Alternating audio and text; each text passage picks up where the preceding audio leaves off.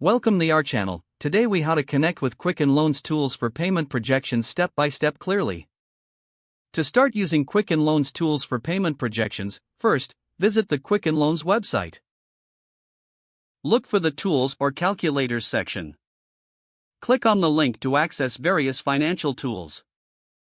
Select the Payment Projection tool from the list. After accessing the tool, input your desired loan amount.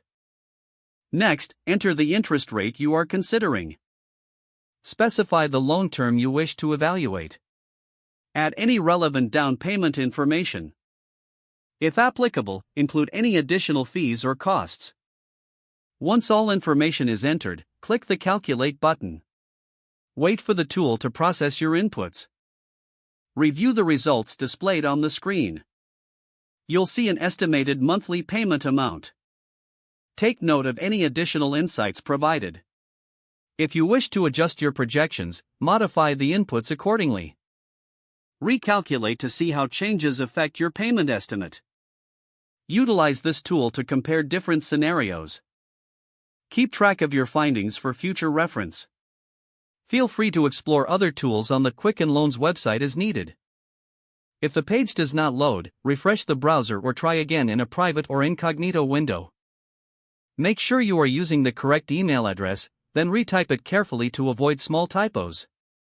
If your password is not accepted, use the reset option and create a new strong password you can remember.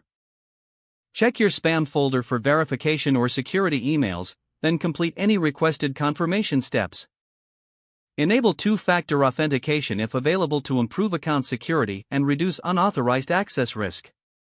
After signing in, review your profile details so your contact information and settings are accurate and current. If you see an error message, note it down and try again after restarting your device and internet connection. Log out when you finish, especially on shared devices, to keep your account and payment information secure. If the page does not load, refresh the browser or try again in a private or incognito window. Don't forget to like this video and subscribe to our channel for more step-by-step tech guides.